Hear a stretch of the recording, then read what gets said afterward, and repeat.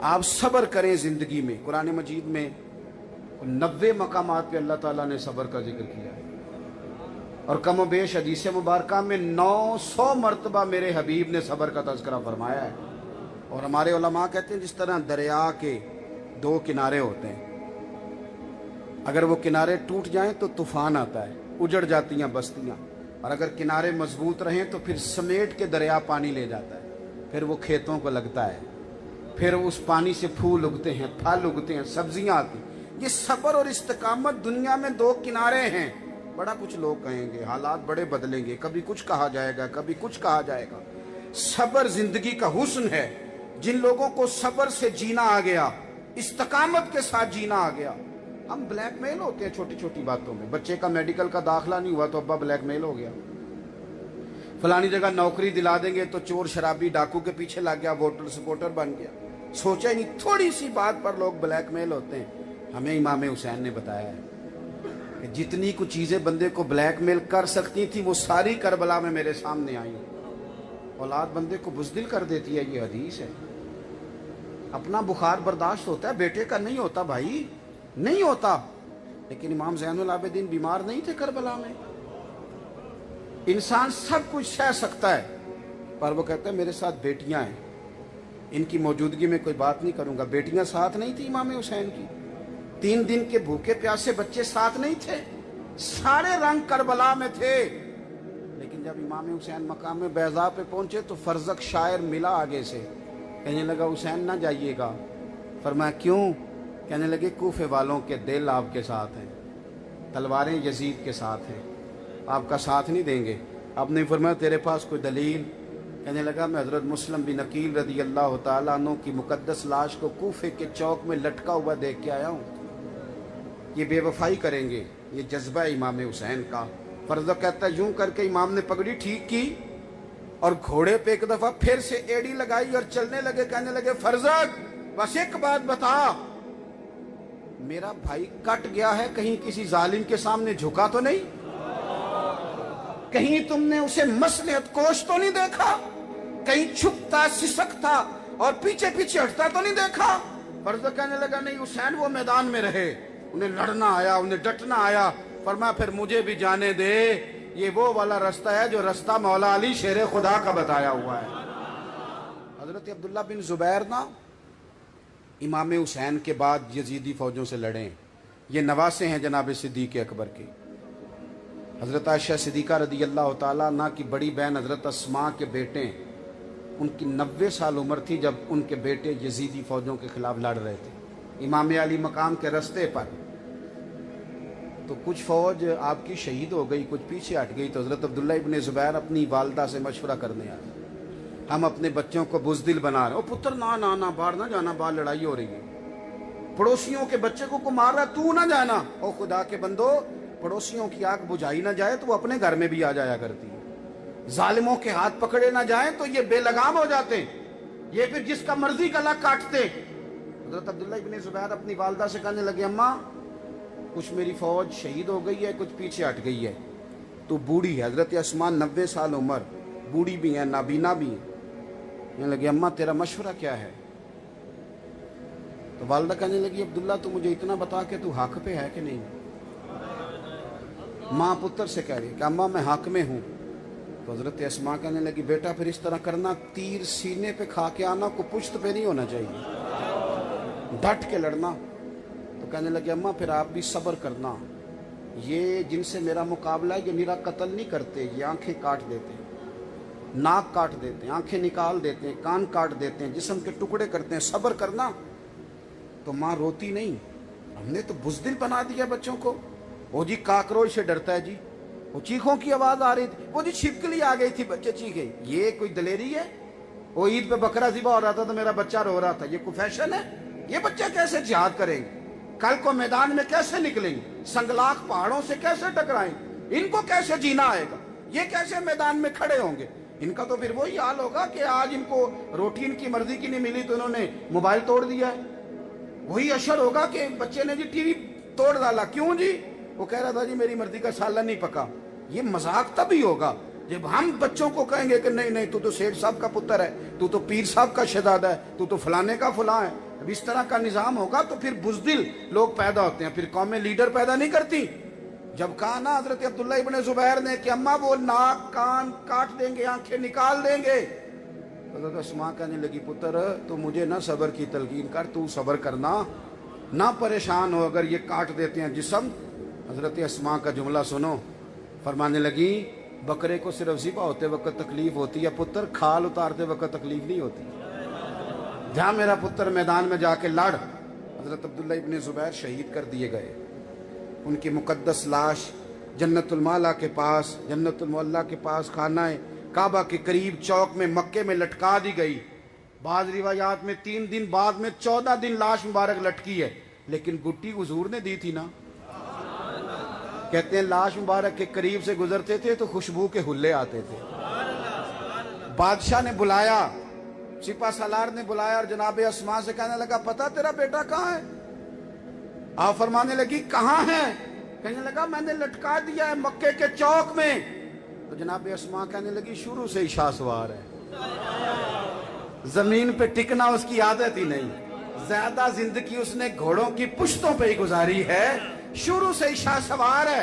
ये लफ्ज कहते लाठी पकड़ी है टकाई। माँ बूढ़ी पलटते वक्त कहने लगी एक बात बता, मेरा अब्दुल्ला लटक गया है कहीं तेरे आगे झुका तो नहीं? तो वो शख्स कहता है हजरत अब्दुल्ला इब्ने जुबैर की तलवार में भी बड़ा जोर था, पर उनकी माँ के जुमलों में भी बड़ी ही ताकत थी, बड़ी ताकत। थोड़ा सा ना जीना सीखें, जिंदगी में खड़ा होना सीखें। ये क्या बात हुई फलानी बात से डर गए, फलानी बात से सहम गए? ये आप देखें जाके नफ्सियात के डॉक्टरों के पास रश कितना है। हर बंदा टेंशन, किस बात की टेंशन, किस बात का डिप्रेशन? मेरे रसूल पाक अलैहिस्सलाम ने हमें खड़ा किया है।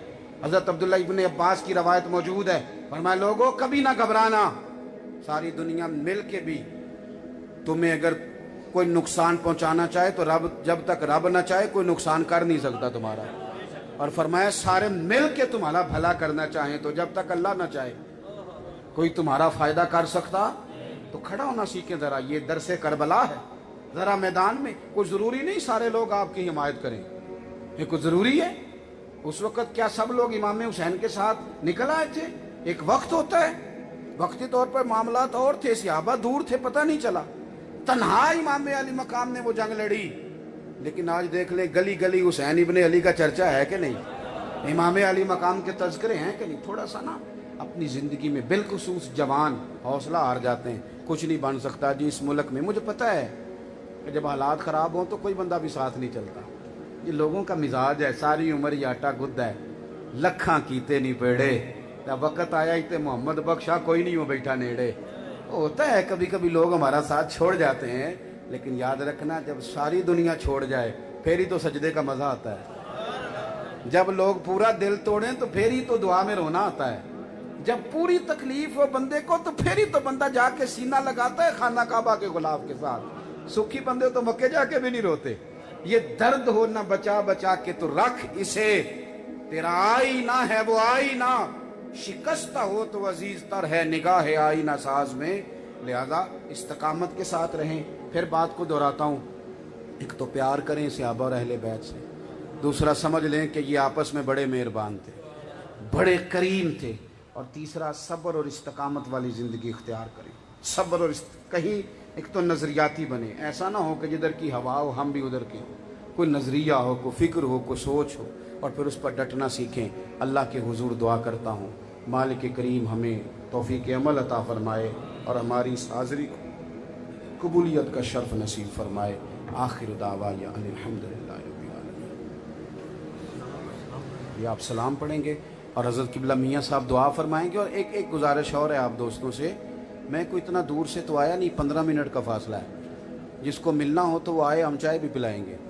लेकिन मस्जिद की बेअदबी करने का क्या मतलब है, भाग दौड़ करने का क्या मतलब, ऐसा कोई काम न करें। अल्लाह आपको जज़ाए खैर अता फरमाए। मुस्तफा जाने रहमत तेरा ओ सलाम शमाए बस में हिदायत पेला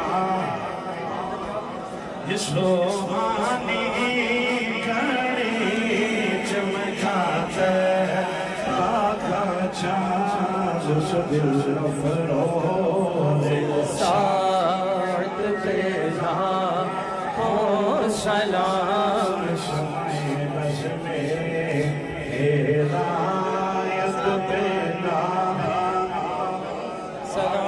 آئے شوف ونجا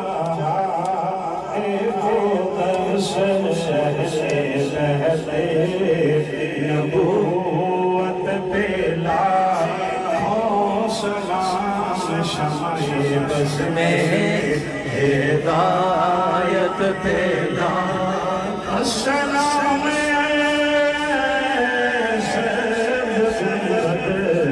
کے مکینی السلام رحمت للعالمین اے خدا کے یاد میں پیارے رسول یہ سلام آج زارا ہو قبول آسان پڑھو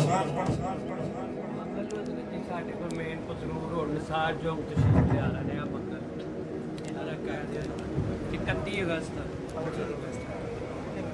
کون تشریف لے آ رہے میر اجمل صاحب ہیں؟ اچھا صاحب اعلان کر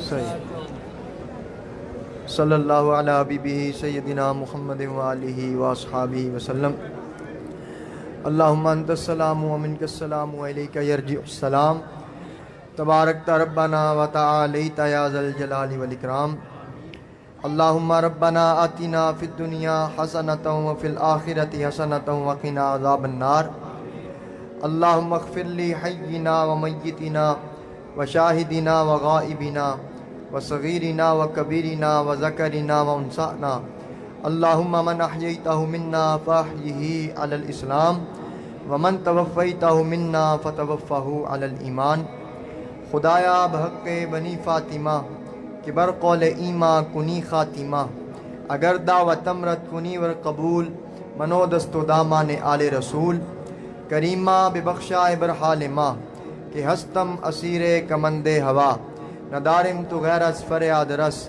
تو ہی آسیاں را خطا بخش و بس یا الہ العالمین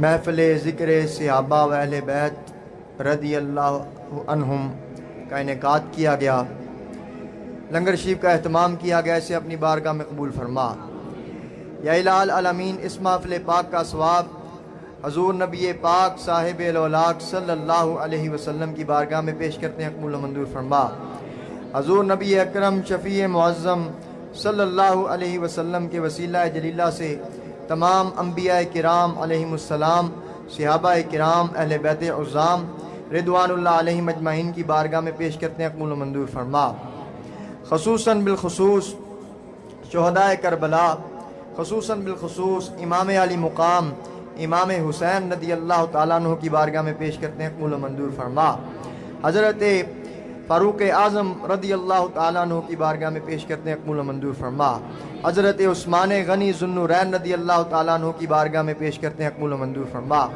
حضرت تاجدار صداقت سیدنا ابو بکر صدیق رضی اللہ تعالیٰ عنہ کی بارگاہ میں پیش کرتے ہیں قبول و منظور فرما حضرت علی المرتضیٰ حیدر کرار رضی اللہ تعالیٰ عنہ کی بارگاہ میں پیش کرتے ہیں قبول و منظور فرما یا الہ العالمین خصوصاً بالخصوص امام اعظم ابو حنیفہ رحمۃ اللہ علیہ تمام ائمہ دین ائمہ اہل سنت کو اس کا ثواب پیش کرتے ہیں قبول و منظور فرما یا الہ العالمین خصوصاً بالخصوص محمد نعیم نقشبندی مجددی شرک پوری یا الہ العالمین جن کے سال ثواب کے لیے اس محفل پاک کا اہتمام کیا گیا ان کی روح کو اس کا ثواب پیش کرتے ہیں قبول و منظور فرما محمد نعیم نقشبندی شرک پوری مرحوم و مغفور کے درجات کو بلند فرما ان کے صغیرہ کبیرہ گناہوں کو معاف فرما ان کے یا الہ العالمین بروز قیامت انہیں حضور صلی اللہ علیہ وسلم کی شفاعت نصیب فرما یا الہ العالمین جو بھی مسلمان مرد اور عورتیں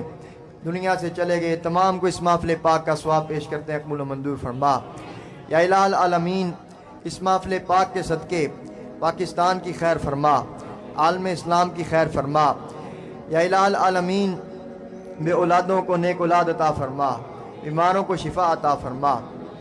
صلی اللہ علی حبیبہ سیدنا محمد و آلہ و اصحابہ و اہل بیتہ اجمعین برحمتک یا ارحم الراحمین۔